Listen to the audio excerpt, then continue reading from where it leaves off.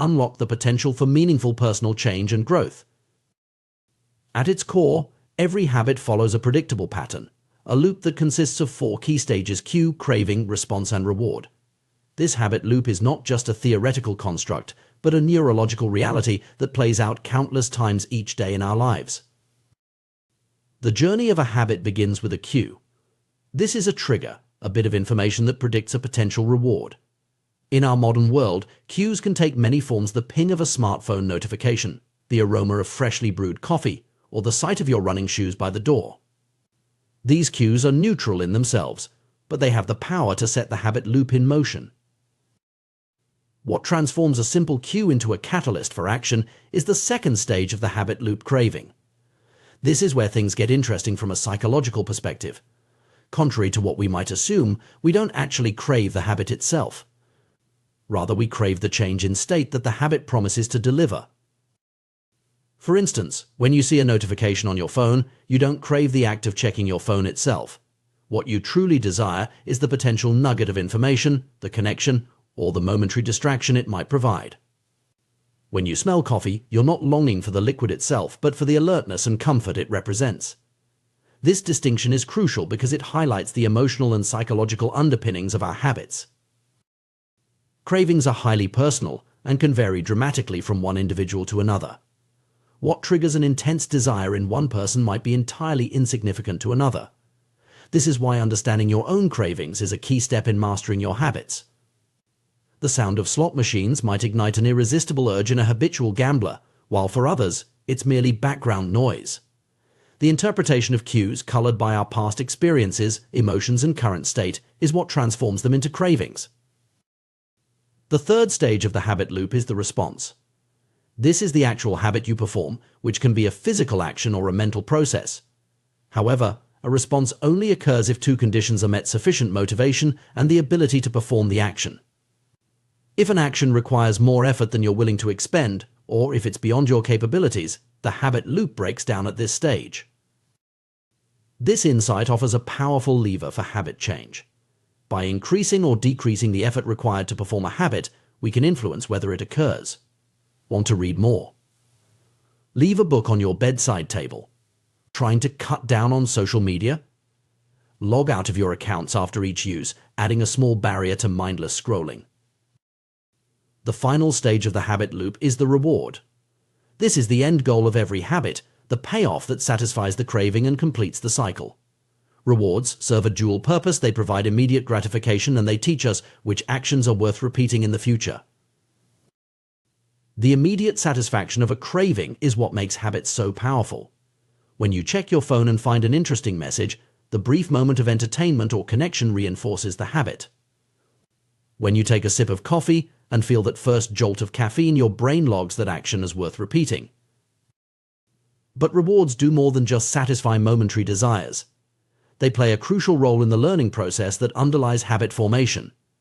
Our brains are essentially reward detectors, constantly scanning our experiences to identify which actions lead to pleasurable outcomes. This feedback mechanism helps us distinguish between useful and useless behaviors, gradually shaping our habits over time. Understanding this 4-stage habit loop provides a framework for analyzing and modifying our behaviors. If any of these 4 components is insufficient, a behavior will fail to become a habit. Without a clear cue, a habit won't start. Without a strong enough craving, there's no motivation to act. If the response is too difficult, it won't be performed. And if the reward fails to satisfy, there's no reason to repeat the behavior. This loop isn't just an occasional occurrence, it's an endless cycle that's running every moment we're alive. Our brains are constantly scanning the environment, predicting outcomes, trying responses, and learning from the results. Most of the time, this process happens so quickly and automatically that we're not even aware of it. We can think of the habit loop as having 2 distinct phases: the problem phase and the solution phase. The problem phase, which includes the cue and craving, is when we recognize that something needs to change. The solution phase, comprising the response and reward, is when we take action to bring about that change. This perspective illuminates a fundamental truth about human behavior: all of our actions are ultimately driven by the desire to solve problems. Sometimes the problem is that we notice something good and want to obtain it. Other times we're experiencing discomfort and want to alleviate it.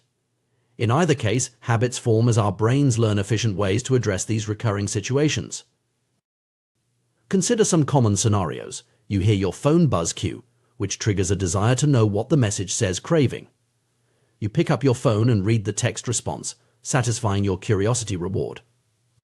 Or perhaps you're working on a challenging project cue and start to feel overwhelmed, craving for relief. You might bite your nails response as a way to relieve stress, reward. These examples illustrate how deeply ingrained habits can become. By the time we reach adulthood, many of our habits are so automatic that we hardly notice them. We don't think about which shoe we tie first in the morning, or the fact that we always turn right when we leave our driveway. These patterns of behavior have become so deeply encoded in our neural pathways that they occur without conscious thought. This automaticity is both a blessing and a curse. On one hand, it allows us to navigate much of our daily lives efficiently, freeing up mental resources for more complex tasks. On the other hand, it can lead us to perpetuate behaviors that may not serve us well in the long run. The key to harnessing the power of habits lies in becoming more aware of these automatic processes. By shining a light on the cues that trigger our behaviors, the cravings that drive them, the responses we've learned, and the rewards we receive, we can begin to exert more conscious control over our actions. This doesn't mean we need to eliminate automaticity altogether. That would be exhausting and counterproductive. Instead, the goal is to ensure that our automatic behaviors are aligned with our long-term goals and values. We want to cultivate habits that serve us, not ones that hinder our growth or happiness. Changing habits isn't easy, but understanding the habit loop gives us a roadmap for transformation. We can work on each component of the loop to reshape our behaviors. 1. Cues. We can manage our environment to reduce exposure to cues that trigger undesirable habits and increase exposure to cues that prompt positive behaviors. 2.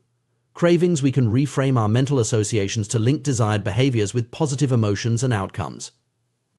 3. Response. We can make good habits easier to do and bad habits more difficult, tilting the scales in favor of positive behaviors. 4. Rewards. We can engineer immediate rewards for good habits to make them more satisfying in the short term. It's important to note that habit change is not about achieving perfection. It's about consistently making choices that align with the person we want to become. Every action is a vote for the type of person we wish to be. We don't need to win every vote, but we need to win the majority to see real change. Moreover, habits don't exist in isolation. They're part of larger systems in our lives, often interconnected in complex ways. Changing one habit can have ripple effects, influencing other behaviors and aspects of our lives. This interconnectedness can work in our favor sometimes. Changing one keystone habit can lead to a cascade of positive changes across various areas of life. As we work on our habits, it's crucial to approach the process with patience and self-compassion. Habit formation and change take time. Our brains require repeated experiences to forge new neural pathways and strengthen them to the point of automaticity. This process can't be rushed, but it can be guided. It's also worth considering the broader implications of habit formation beyond individual behavior. Collective habits form the basis of culture, and societal change often involves shifting the habits of many individuals. By understanding and mastering our own habits, we not only improve our personal lives but potentially contribute to positive changes on a larger scale. In conclusion, the science of habit formation offers powerful insights into human behavior and personal growth. By understanding the habit loop of cue, craving, response, and reward, we gain a framework for analyzing and modifying our automatic behaviors. This knowledge empowers us to shape our habits intentionally, aligning our automatic behaviors with our deepest values and aspirations. The journey of habit change is not about achieving perfection or adhering to rigid routines. It's about making consistent, small choices that compound over time, gradually sculpting us into the individuals we aspire to be. It's a process of continuous growth and refinement, where each small action is a vote for our desired identity. As we navigate this process, we must approach it with patience, self-compassion, and a long-term perspective.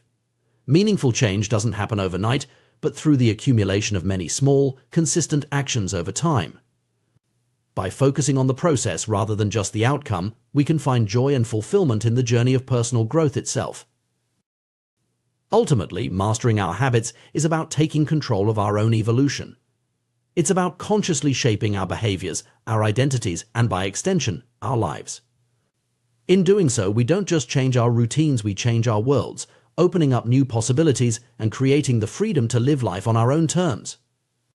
The power of habit formation lies not just in its ability to automate our behaviors, but in its potential to transform who we are and who we can become. The human mind is a marvel of efficiency, constantly working to streamline our experiences and behaviors. At the heart of this process lies the formation of habits, automatic behaviors that allow us to navigate the complexities of daily life with minimal conscious effort.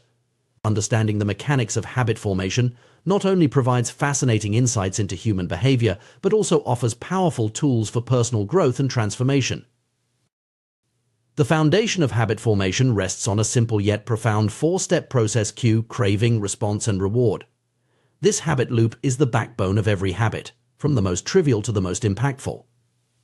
By understanding and manipulating these four components, we gain the ability to shape our behaviors intentionally, cultivating habits that serve our goals and dismantling those that hinder us. Let's delve deeper into each stage of the habit loop and explore how we can leverage this knowledge to create positive change in our lives. The cue is the trigger that initiates a habit. It can be anything in our environment that our brain associates with a particular behavior. The ping of a smartphone notification, the smell of coffee in the morning, or the sight of your running shoes by the door, these are all potential cues that set a habit in motion. Importantly, cues are neutral in themselves. It's our interpretation of them that gives them power. To harness the power of cues, we need to make them obvious for habits we want to cultivate and invisible for those we wish to break. This might involve strategically placing items in our environment to prompt desired behaviors or removing triggers that lead to unwanted actions. For instance, if you want to read more, leaving a book on your bedside table creates a clear cue. Conversely, if you're trying to cut down on social media use, keeping your phone out of sight while working can help reduce the temptation to check it constantly. The craving is the motivational force behind every habit. It's not the habit itself that we crave, but the change in state it promises. When we see a notification on our phone, we don't actually crave the act of checking it, we crave the potential nugget of information or connection it might provide. Understanding this distinction is crucial, because it highlights the emotional and psychological underpinnings of our habits. To make habits more attractive, we can bundle them with activities we already enjoy or reframe them to highlight their benefits. For example, if you struggle to exercise regularly, you might pair your workout with listening to your favorite podcast, creating a more appealing package. Alternatively, you could focus on the immediate benefits of exercise, like increased energy and improved mood, rather than distant goals like weight loss. The response is the actual habit you perform. This is where the rubber meets the road, so to speak. For a habit to form, the response must be possible. You need to have the ability to do it. This insight offers another lever for habit change. By manipulating the ease or difficulty of a behavior, we can influence whether it becomes a habit. To encourage good habits, we should strive to make them as easy as possible. This might involve breaking them down into smaller, more manageable steps or reducing friction in our environment. For instance, if you want to start a journaling habit, you might leave a notebook and pen on your desk each night, reducing the effort required to begin writing in the morning. Conversely, to break bad habits, we can introduce friction or make them more difficult. If you're trying to cut down on late-night snacking, you might put healthy snacks at eye level in your fridge and store less healthy options in hard-to-reach places. The reward is the end goal of every habit, the payoff that satisfies our craving and teaches us which actions are worth repeating. The most effective rewards are those that provide immediate satisfaction while also aligning with our long-term goals. To reinforce good habits, we need to make them satisfying. This might involve celebrating small wins or tracking our progress visually. For example, marking off days on a calendar when you complete a desired habit can provide a sense of accomplishment and motivation to continue. For breaking bad habits, we can make them unsatisfying by attaching immediate negative consequences. This could be as simple as telling a friend about your goal and agreeing to pay them a small amount each time you slip up. These four laws of behavior change make it obvious, make it attractive, make it easy, and make it satisfying, provide a powerful framework for shaping our habits. However, it's important to remember that habit formation is not just about willpower or discipline. It's about creating systems that make good behaviors inevitable and bad behaviors impossible. Consider the story of the paramedic who recognized the signs of an impending heart attack in her father-in-law, despite him feeling fine. This illustrates a fascinating aspect of human cognition, our ability to recognize patterns and make predictions based on subtle cues, often without conscious awareness. Through years of experience, the paramedic had unknowingly developed the ability to recognize the facial patterns associated with heart problems. Her brain had catalogued these cues, creating an automatic response system that allowed her to identify potential issues quickly. This phenomenon isn't unique to medical professionals. Similar stories abound in various fields. Military analysts can distinguish between friendly and enemy aircraft on radar screens based on minute differences. Art curators can spot forgeries that fool even sophisticated tests. Experienced radiologists can predict where a stroke will develop before any obvious signs are visible. These examples highlight the incredible pattern recognition capabilities of the human brain. Our minds are constantly taking in information from our surroundings, analyzing it, and making predictions. With enough repetition, we begin to notice important cues automatically, without conscious thought. This automatic processing is the foundation of every habit we have. It's what allows us to perform complex behaviors without actively thinking about each step. Consider how you don't need to consciously think about each muscle movement involved in driving a car or typing on a keyboard. These actions have become habitual, freeing up mental resources for other tasks.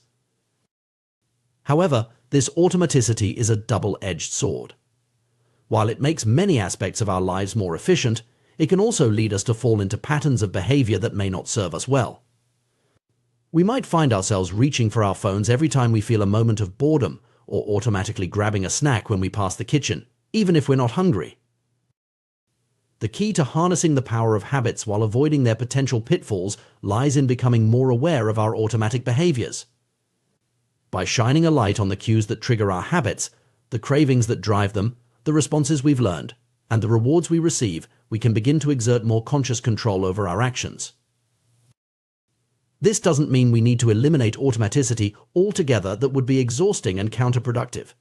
Instead, the goal is to ensure that our automatic behaviors are aligned with our long-term goals and values. We want to cultivate habits that serve us, not ones that hinder our growth or happiness. It's important to note that habit change is not about achieving perfection. It's about consistently making choices that align with the person we want to become. Every action is a vote for the type of person we wish to be. We don't need to win every vote, but we need to win the majority to see real change. Moreover, habits don't exist in isolation. They're part of larger systems in our lives, often interconnected in complex ways. Changing one habit can have ripple effects, influencing other behaviors and aspects of our lives. This interconnectedness can work in our favor sometimes. Changing one keystone habit can lead to a cascade of positive changes across various areas of life. As we work on our habits, it's crucial to approach the process with patience and self-compassion. Habit formation and change take time. Our brains require repeated experiences to forge new neural pathways and strengthen them to the point of automaticity. This process can't be rushed, but it can be guided. It's also worth considering the broader implications of habit formation beyond individual behavior. Collective habits form the basis of culture, and societal change often involves shifting the habits of many individuals.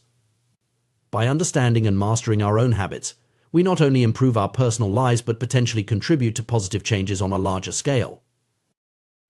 In conclusion, the science of habit formation offers powerful insights into human behavior and personal growth. By understanding the habit loop of cue, craving, response, and reward, and applying the 4 laws of behavior change, we gain a framework for analyzing and modifying our automatic behaviors. This knowledge empowers us to shape our habits intentionally, aligning our automatic behaviors with our deepest values and aspirations. The journey of habit change is not about achieving perfection or adhering to rigid routines. It's about making consistent, small choices that compound over time, gradually sculpting us into the individuals we aspire to be. It's a process of continuous growth and refinement, where each small action is a vote for our desired identity. As we navigate this process, we must approach it with patience, self-compassion, and a long-term perspective. Meaningful change doesn't happen overnight, but through the accumulation of many small, consistent actions over time. By focusing on the process rather than just the outcome, we can find joy and fulfillment in the journey of personal growth itself. Ultimately, mastering our habits is about taking control of our own evolution. It's about consciously shaping our behaviors, our identities, and by extension, our lives. In doing so, we don't just change our routines, we change our worlds, opening up new possibilities and creating the freedom to live life on our own terms. The power of habit formation lies not just in its ability to automate our behaviors, but in its potential to transform who we are and who we can become. In our fast-paced world, we often find ourselves operating on autopilot, our actions guided by deeply ingrained habits that we may not even be consciously aware of. These habits, whether beneficial or detrimental, shape our daily lives and ultimately determine our long-term outcomes. Understanding and harnessing the power of habits is crucial for personal growth and achieving our goals. Consider the story of a retail clerk who, after a series of transactions involving gift cards, absent-mindedly cut a customer's actual credit card in half. Or the former preschool teacher who, even in her new corporate job, couldn't shake the habit of asking co-workers if they had washed their hands after using the bathroom. These anecdotes illustrate how deeply ingrained our habits can become, often operating below the level of conscious awareness. The power of habits lies in their ability to automate our behaviors, freeing up mental resources for more complex tasks. However, this same automaticity can lead us astray when our habits are misaligned with our goals or values. The key to leveraging habits for personal growth lies in bringing them into our conscious awareness and intentionally shaping them to serve our desired outcomes. One powerful technique for increasing awareness of our habits is inspired by the Japanese railway system's pointing and calling method. This safety system, which involves operators physically pointing at and verbally calling out various checks and procedures, has been shown to reduce errors by up to 85% and cut accidents by 30%. The effectiveness of this method lies in its ability to elevate routine actions from the non-conscious to the conscious level, engaging multiple senses and increasing overall awareness. We can adapt this concept to our personal lives by creating what we might call a habits scorecard. This simple yet powerful exercise involves listing out our daily habits and evaluating each one as positive, negative, or neutral. By doing so, we bring our automatic behaviors into conscious awareness, allowing us to identify areas for improvement and reinforcement. To create your own habits scorecard, start by listing out your daily routines in detail. Include everything from the moment you wake up to the time you go to bed. Once you have a comprehensive list, go through each item and ask yourself, is this a good habit, a bad habit, or a neutral habit? Mark each habit with a or accordingly. It's important to note that the classification of habits as good or bad is somewhat subjective and depends on your personal goals and circumstances. For instance, eating a high-calorie breakfast might be a positive habit for someone trying to gain weight, but a negative one for someone aiming to lose weight. The key is to evaluate each habit in the context of your own aspirations and desired identity. In fact, it might be more accurate to think of habits not as inherently good or bad, but as either effective or ineffective at solving problems and serving our long-term goals. All habits, even those we might label as bad, serve us in some way. That's why we repeat them. The challenge is to identify which habits are truly serving our long-term interests and which are providing short-term benefits at the expense of our broader goals. When evaluating your habits, consider this question: does this behavior help me become the type of person I wish to be?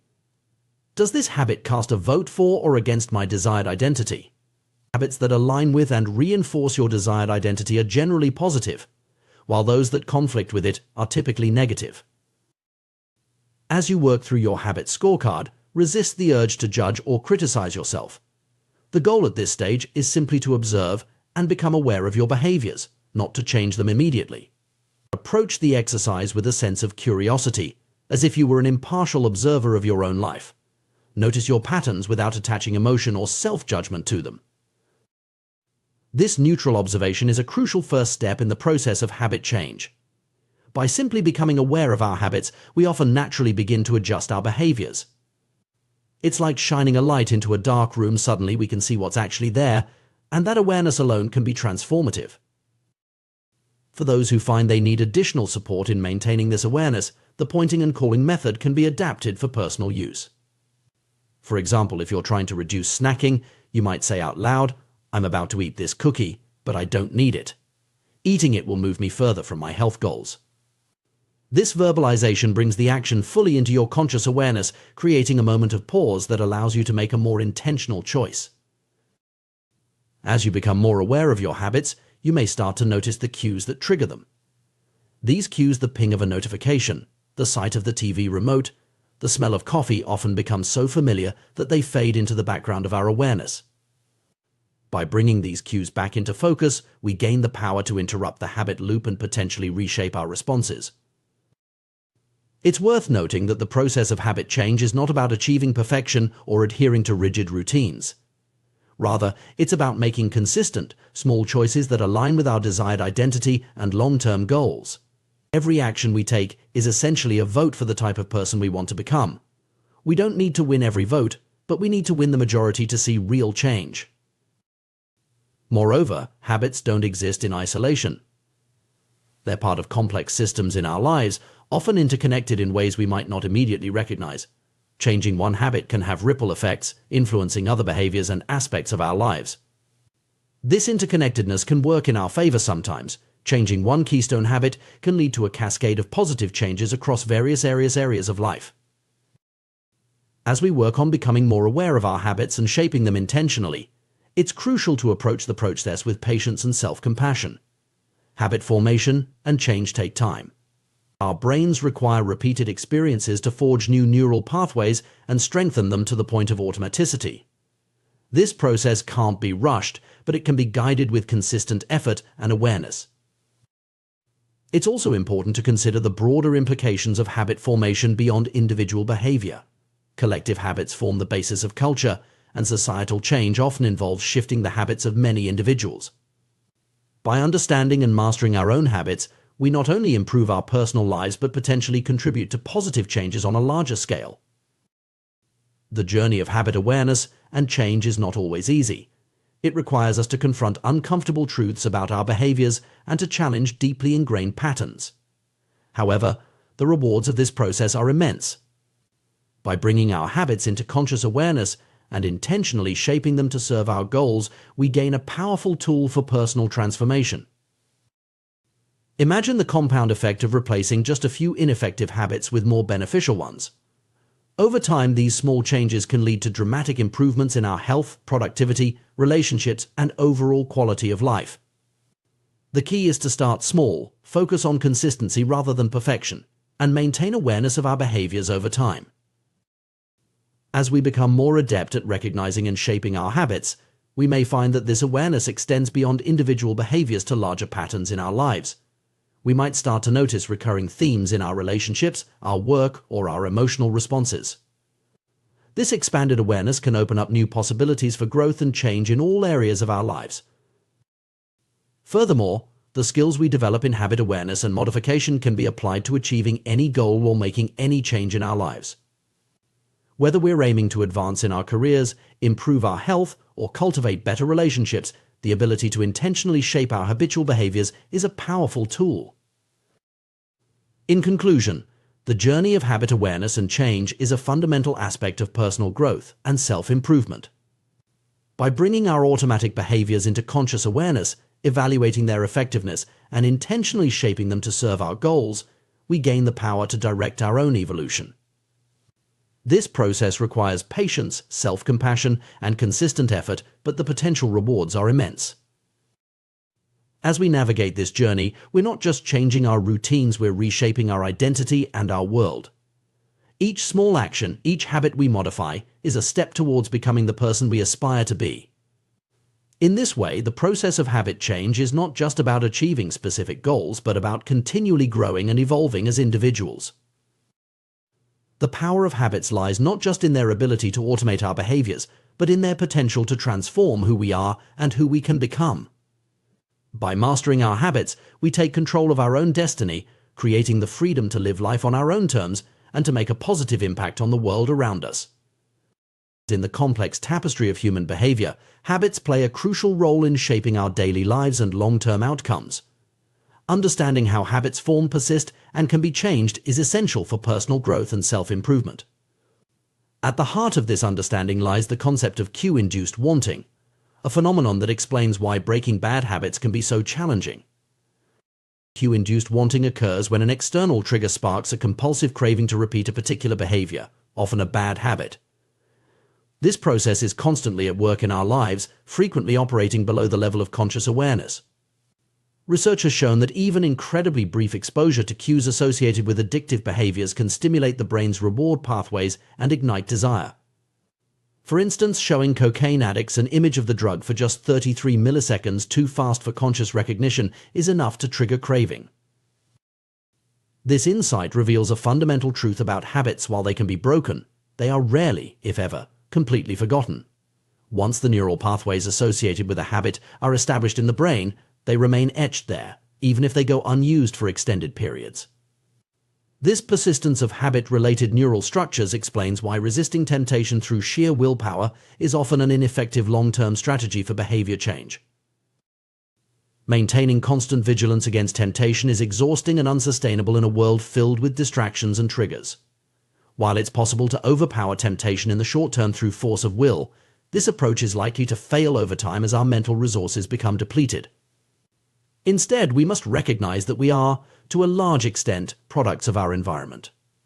The contexts in which we live, work, and play exert a powerful influence on our behavior, often more so than our conscious intentions.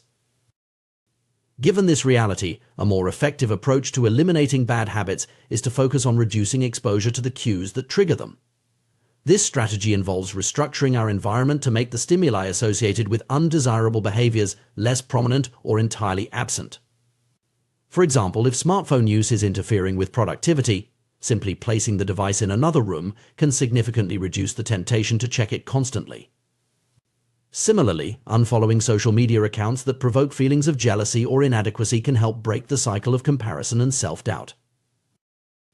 This approach of environmental modification can be applied to a wide range of habits.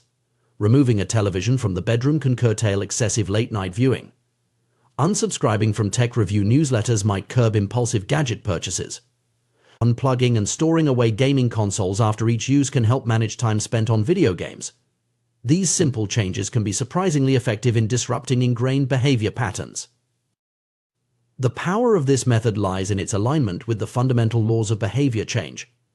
Just as making cues obvious can reinforce positive habits, making them invisible can help extinguish negative ones.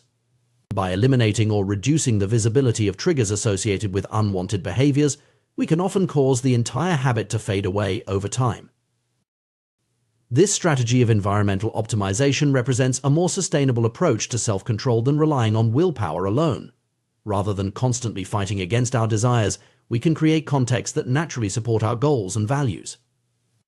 People who appear to have high levels of self-control often achieve this not through superior willpower, but by structuring their lives to minimize exposure to tempting situations. It's important to recognize that self-control, in the traditional sense of resisting temptation through mental effort, is a limited resource. It may be effective for occasional challenges, but it's not a reliable long-term solution for significant behavior change. Instead of repeatedly summoning the willpower to do the right thing, we're better off investing our energy in creating environments that make good choices easier and bad choices harder. This principle extends beyond individual habits to broader aspects of our lives. The people we associate with, the media we consume, the places we frequent, all of these environmental factors shape our behavior in subtle but powerful ways. By consciously designing our surroundings to support our aspirations, we can harness the power of our environment to work for us rather than against us. Understanding the role of cues and environment in habit formation also sheds light on why some people seem to effortlessly maintain positive habits while others struggle. It's not necessarily a matter of inherent discipline or character, but often a reflection of the different contexts in which people live and work. Creating a positive environment is thus not just a personal matter, but also a social and cultural issue. As we consider strategies for cultivating good habits and breaking bad ones, it's helpful to think in terms of 4 fundamental laws: make it obvious, make it attractive, make it easy, and make it satisfying. These principles can be applied to reinforce positive behaviors or, when inverted, to discourage negative ones. For establishing good habits, the first step is often simply becoming aware of our current patterns of behavior. This can be achieved through practices like maintaining a habit scorecard, where we write down our daily activities and assess their impact on our goals. Once we have this awareness, we can use techniques like implementation intention-specific plans that link a desired behavior to a particular time and place to make good habits more likely to occur. Another powerful tool is habit stacking, where we piggyback a new habit onto an existing one. This leverages the strength of our current routines to establish new behaviors. For example, after I pour my morning coffee, I will meditate for 5 minutes. By anchoring the new habit to an established one, we increase the likelihood of follow-through. Making habits attractive is another key principle. This can involve finding ways to associate positive emotions or rewards with the behaviors we want to encourage. Similarly, making habits easy reduces the friction that often prevents us from following through on our intentions. This might involve breaking down larger goals into smaller, more manageable steps or removing obstacles that make good habits more difficult to perform. Finally, making habits satisfying ensures that we feel rewarded for our efforts, increasing the likelihood that we'll repeat the behavior in the future. This can involve creating a sense of progress or achievement, or finding ways to make the process itself more enjoyable. When it comes to breaking bad habits, we can invert these principles. Making cues invisible, as discussed earlier, is a powerful first step. We can also work to make undesirable behaviors less attractive, perhaps by focusing on their negative consequences or finding healthier alternatives that fulfill the same needs. Making bad habits more difficult to perform, for instance, by adding extra steps or inconveniences, can also be effective. And finally, we can strive to make the outcomes of bad habits less satisfying, perhaps by implementing some form of negative consequence or by vividly imagining the long-term effects of the behavior. It's worth noting that the process of habit change is not always linear or straightforward. Our brains are complex systems shaped by evolution to respond to certain stimuli in ways that may no longer serve us well in modern environments. The work of scientists like Nico Tinbergen has revealed how deeply ingrained some of our responses to environmental cues can be. Tinbergen's experiments with herring gulls and greylag geese demonstrated the power of supernormal stimuli, exaggerated versions of natural cues that elicit stronger than normal responses. Baby gulls, for instance, were found to peck more vigorously at cardboard beaks with larger or more numerous red spots than at real gull beaks. Similarly, geese would attempt to roll larger, egg-shaped objects into their nests with greater effort than they would expend on actual eggs. These findings have profound implications for understanding human behavior in modern contexts. Just as the animals in Tinbergen's experiments responded more strongly to exaggerated versions of natural stimuli, humans often find themselves powerfully drawn to supernormal stimuli environment. Junk food, with its heightened flavors and carefully engineered combinations of salt, sugar, and fat, is a prime example of this phenomenon. Our brains, shaped by hundreds of thousands of years of evolution in environments where calories were scarce and hard to come by, are primed to seek out and consume energy-dense foods whenever they're available. In our ancestral past, this drive served us well, helping to ensure survival in uncertain conditions. Today, however, in an environment of abundance, these same instincts can lead us astray, driving overconsumption and contributing to health problems. This mismatch between our evolutionary programming and our current environment extends beyond food to many other aspects of modern life. The instant gratification offered by social media, the immersive experiences provided by video games, the constant stream of novel information available at our fingertips, all of these can be seen as supernormal stimuli that hijack our reward systems in ways our ancestors never had to contend with. Understanding these dynamics can help us approach habit change with greater compassion for ourselves and others. It's not a matter of weak will or moral failing when we struggle with bad habits. We're often fighting against deeply ingrained instincts that served our species well for millennia but may be maladaptive in our current context. At the same time, this understanding empowers us to take more effective action. By recognizing the power of environmental cues and the limitations of willpower, we can focus our efforts on creating contexts that support our goals rather than undermine them. We can design our physical and digital spaces to minimize exposure to tempting stimuli and maximize exposure to cues that trigger positive behaviors. Moreover, we can work to create new, healthier supernormal stimuli that satisfy our innate drives in more beneficial ways. For instance, we might seek out activities that provide the novelty and excitement our brains crave, but in forms that contribute to our well-being rather than detract from it. engaging hobbies, challenging physical activities, or immersive learning experiences can all provide the kind of stimulation our brains seek, without the negative consequences associated with many modern sources of supernormal stimuli. In conclusion, the journey of habit change is a complex but fascinating one, deeply rooted in our evolutionary history and profoundly influenced by our modern environment. By understanding the mechanisms behind habit formation and persistence, we can develop more effective strategies for personal growth and self-improvement. The key lies not in heroic feats of willpower, but in thoughtful design of our environments and routines to align with our goals and values. Through this approach, we can harness the power of our habits to create lasting positive change in our lives. The intricate relationship between human behavior, habit formation, and the food industry reveals fascinating insights into the nature of desire and consumption in our modern world. At the heart of this relationship lies the powerful influence of dopamine, a neurotransmitter that plays a crucial role in motivation, reward, and habit formation. The food science industry has harnessed our biological predispositions to create products that are irresistibly attractive to consumers. By manipulating factors such as texture, flavor, and sensory experience, food scientists have developed techniques to make processed foods exceptionally appealing.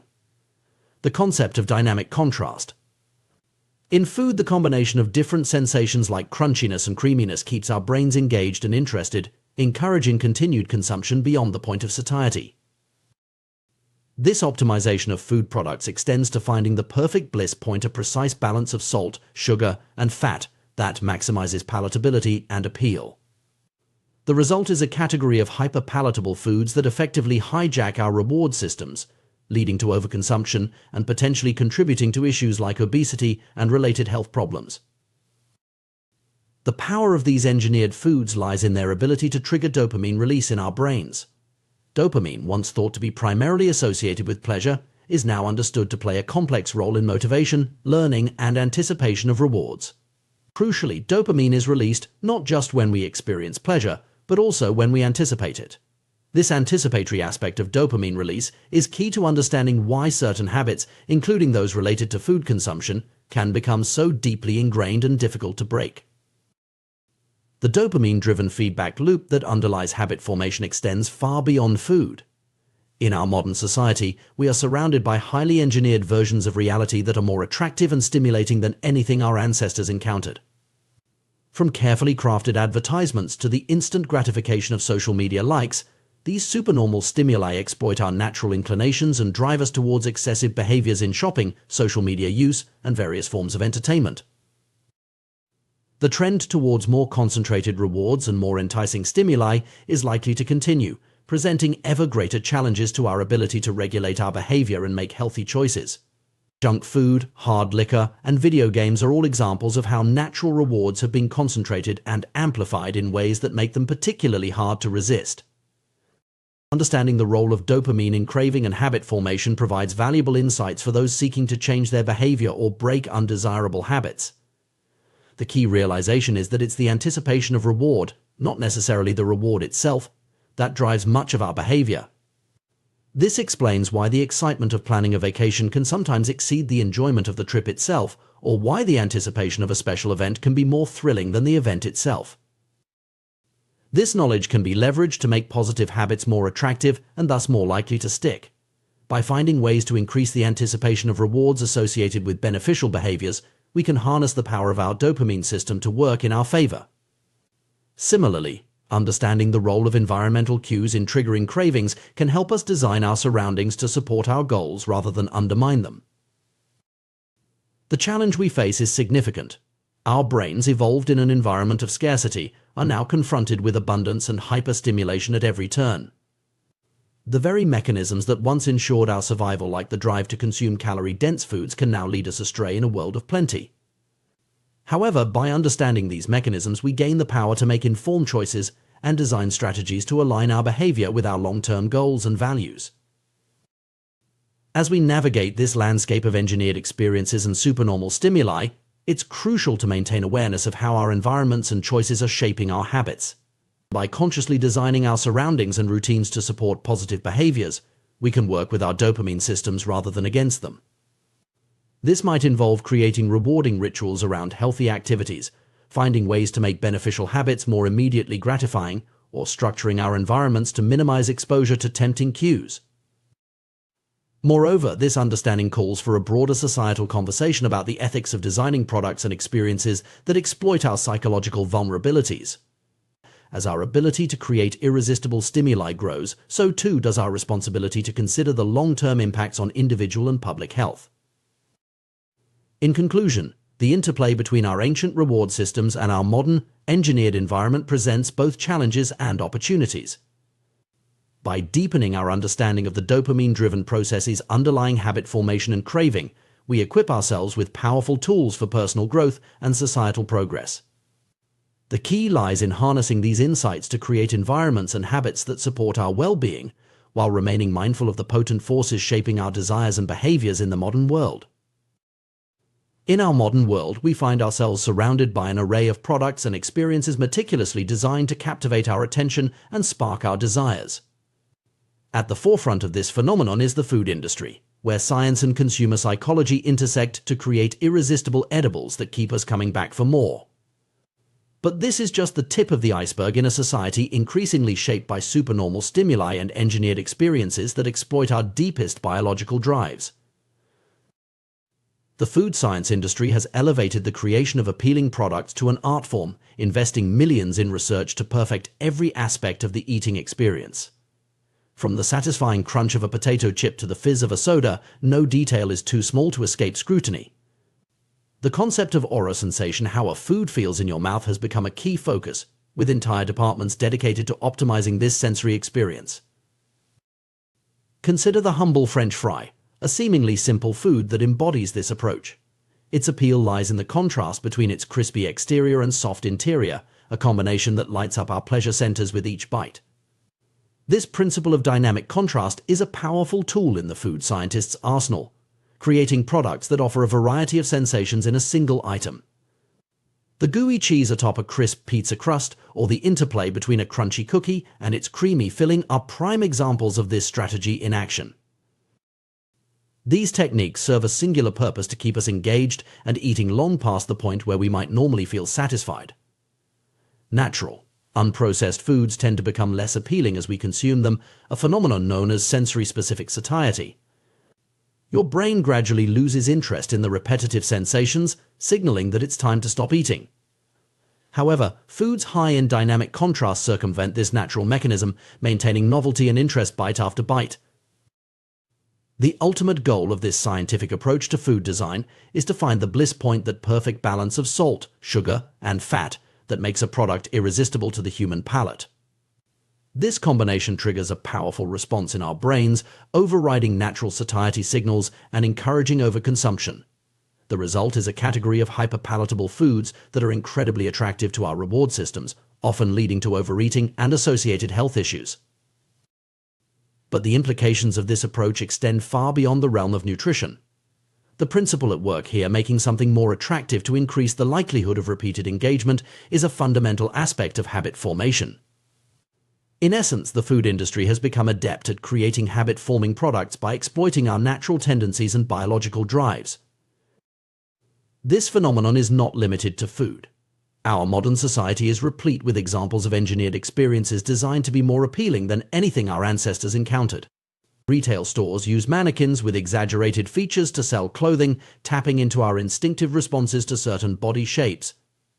Social media platforms have perfected the art of delivering rapid-fire positive reinforcement, providing more likes and praise in a few minutes than we might receive in days of real-world interaction.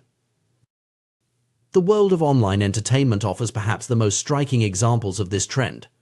Pornography sites present a constant stream of novel, highly stimulating content at a pace impossible to replicate in real life. Video games offer immersive experiences that can be more engaging than many real-world activities. Even advertisements have become highly sophisticated, using ideal lighting, professional makeup, and digital editing to create images that are more attractive than reality. These are all examples of supernormal stimuli, artificial constructs that exaggerate the features we're naturally attracted to, eliciting a stronger response than we would have to natural stimuli. Our instincts, honed over millennia of evolution, are ill-equipped to handle these intensified versions of reality. As a result, we often find ourselves drawn into excessive behaviors, whether it's overeating, compulsive shopping, social media addiction, or other habits that can be detrimental to our well-being. The trend towards more concentrated rewards and more enticing stimuli shows no signs of slowing down. If anything, history suggests that future opportunities for gratification will be even more attractive than those available today. We can see this pattern in the evolution of various products and experiences. Junk food offers a more concentrated form of calories than natural foods. Hard liquor provides a more potent dose of alcohol than beer. Video games present a more immersive and stimulating form of play than traditional board games. This intensification of experience poses a significant challenge to our ability to regulate our behavior and make healthy choices. We find ourselves equipped with brains that evolved in an environment of scarcity, now faced with abundance and hyperstimulation at every turn. The very mechanisms that once ensured our survival, like the drive to consume calorie-dense foods when available, can now lead us astray in a world of plenty. To understand why these engineered experiences are so powerful, we need to delve into the neuroscience of habit formation and craving. At the heart of this process is dopamine, a neurotransmitter that plays a crucial role in motivation, reward, and learning. For many years, scientists believed that dopamine was primarily associated with pleasure. However, more recent research has revealed that its role is far more complex and central to a wide range of neurological processes. Dopamine is involved not just in experiencing pleasure, but in motivation, learning and memory, punishment and aversion, and even voluntary movement. The key insight when it comes to habit formation is that dopamine is released not only when we experience a reward, but also when we anticipate one. This anticipatory aspect of dopamine release is crucial to understanding why certain behaviors become habitual and why breaking bad habits can be so challenging. Experiments with animals have provided striking demonstrations of dopamine's power. When researchers blocked dopamine release in rats, the animals lost all motivation, refusing to eat, drink, or engage in any goal-directed behavior. They quite literally lost the will to live. Conversely, when scientists flooded the reward centers of animal brains with dopamine, the subjects engaged in repetitive behaviors at an astonishing rate, such as mice poking their noses into a box hundreds of times per hour in pursuit of a dopamine hit. Human behavior shows similar patterns, albeit in more complex forms. Gambling addicts experience a surge of dopamine just before placing a bet, not after winning. Cocaine users get a dopamine spike at the sight of the drug, before actually consuming it. This anticipatory release of dopamine is what drives us to action, creating the motivation to pursue rewards. This understanding of dopamine's role helps explain why the anticipation of an experience can often be more enjoyable than the experience itself. The excitement of planning a vacation or looking forward to a special event can surpass the actual pleasure of the moment when it arrives. Scientists describe this as the difference between wanting and liking two related but distinct processes in the brain. The implications of this dopamine-driven feedback loop are profound for our understanding of habit formation and behavior change. Every highly habit-forming behavior, from drug use to social media browsing, is associated with elevated levels of dopamine. Even our most basic habitual behaviors, like eating, drinking, and social interaction, operate on this same principle. Recognizing the power of anticipation in driving behavior provides valuable insights for those seeking to change their habits or cultivate new ones. Rather than relying solely on willpower to resist temptation, we can focus on manipulating our environment and routines to make desirable behaviors more attractive and undesirable ones less so. For instance, if we want to establish a habit of regular exercise, we might focus on creating positive anticipation around the activity. This could involve planning enjoyable routes for runs, choosing workout music that excites us, or rewarding ourselves with a pleasant post-workout ritual. By associating the anticipation of exercise with positive feelings, we can harness our dopamine system to reinforce the habit. Conversely, to break a bad habit, we might focus on reducing the anticipatory pleasure associated with it. This could involve removing cues from our environment that trigger cravings, or consciously focusing on the negative consequences of the behavior rather than its short-term rewards. However, it's important to recognize that we're not just passive recipients of our environment's influences. We have the power to consciously design our surroundings and routines in ways that support our goals. This might involve creating physical spaces that encourage productive behaviors, carefully curating our digital environments to minimize exposure to addictive content, or structuring our daily schedules to prioritize activities that align with our long-term aspirations. Moreover, understanding the role of dopamine and anticipation in driving behavior can help us develop more compassion for ourselves and others when it comes to struggling with bad habits or addictions. Rather than viewing these challenges as simple matters of willpower or moral failing, we can recognize them as the result of powerful neurological processes shaped by both our biology and our environment. This perspective also raises important questions about the ethics of designing products and experiences that exploit these psychological vulnerabilities. As our ability to create irresistible stimuli grows, so too does our responsibility to consider the long-term impacts on individual and public health. There's a need for broader societal conversations about how we can balance innovation and consumer appeal with ethical considerations and public well-being. In conclusion, the intricate dance between our ancient reward systems and our modern, engineered environment presents both challenges and opportunities. By deepening our understanding of the dopamine-driven processes underlying habit formation and craving, we equip ourselves with powerful tools for personal growth and societal progress. The key lies in harnessing these insights to create environments and habits that support our well-being, while remaining mindful of the potent forces shaping our desires and behaviors in the modern world. As we navigate this landscape of supernormal stimuli and carefully crafted experiences, maintaining awareness of how our choices and surroundings influence our habits becomes crucial. By consciously designing our environments and routines to support positive behaviors, we can work with our dopamine systems rather than against them. This might involve creating rewarding rituals around healthy activities, finding ways to make beneficial habits more immediately gratifying, or structuring our surroundings to minimize exposure to tempting cues. Ultimately, the goal is not to eliminate all sources of pleasure or to live in denial of our natural drives. Rather, it's to create a balance where we can enjoy the fruits of human ingenuity and progress while maintaining control over our behaviors and staying true to our deeper values and aspirations. By understanding the science behind habit formation and applying these insights thoughtfully, we can cultivate lives rich in meaningful experiences and sustainable pleasures, rather than being driven by the fleeting highs of engineered stimuli. In doing so, we reclaim our agency in a world increasingly designed to push our buttons, charting a course towards greater well-being and fulfillment. The intricate dance between our brains and behavior reveals fascinating insights into the nature of habit formation and the power of anticipation. At the heart of this process lies dopamine, a neurotransmitter that plays a far more complex role than simply signaling pleasure.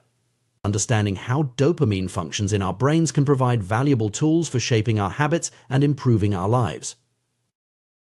When we first encounter a rewarding experience, our brains release dopamine as we enjoy the novel pleasure. However, as we repeat this experience, our clever brains begin to shift the timing of the dopamine release. Instead of spiking when we receive the reward, dopamine now surges in anticipation immediately after we recognize a cue associated with the pleasurable experience. This shift is the key to habit formation, as it creates a feeling of desire and a craving to take action whenever we encounter the cue. This anticipatory dopamine release explains why the excitement of looking forward to a vacation can sometimes exceed the enjoyment of the trip itself, or why the build-up to a special event often feels more thrilling than the actual moment. Our brains are wired to motivate us through anticipation, pushing us to pursue rewards based on the expectation of pleasure rather than the pleasure itself. Interestingly, once a habit is firmly established, dopamine no longer increases when we experience the expected reward. However, if we encounter a cue and anticipate a reward that doesn't materialize, dopamine levels drop sharply, leading to feelings of disappointment and frustration. This sensitivity to prediction errors helps refine our habits over time, reinforcing behaviors that reliably lead to rewards and discouraging those that don't. The power of anticipation in driving behavior becomes even more apparent when we consider the neural real estate devoted to wanting versus liking. Our brains have significantly more circuitry allocated for desiring rewards than for enjoying them. The wanting centers of the brain are expansive, including regions like the nucleus accumbens ventral tegmental area and portions of the prefrontal cortex. In contrast, the liking centers are much smaller, consisting of scattered hedonic hotspots throughout the brain. This disproportionate allocation of neural resources to wanting over liking underscores the crucial role that desire and anticipation play in motivating our actions. It's not the fleeting moment of pleasure that drives us, but the persistent craving that precedes it. This insight has profound implications for how we approach habit formation and behavior change. Recognizing the power of anticipation, we can employ strategies to make our desired habits more attractive and thus more likely to stick. One such approach is temptation bundling.